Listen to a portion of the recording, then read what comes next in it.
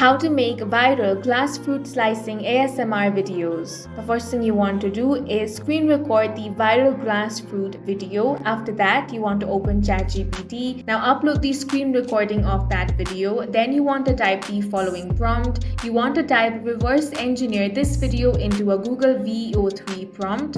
After this, send this in. Now ChatGPT will give you a Google VEO3 prompt that would recreate the exact feel of the glass fruit chopping ASMR video. You simply want to copy this. Now head over to a new tab, search for VEO, then click on that. Now you want to click on try in flow. Make sure you select flow and not Gemini. Now click on create with flow option, then select a new project. After this, before you type in your prompt, you want to click on the settings icon. Make sure that you have selected VEO3 as your model.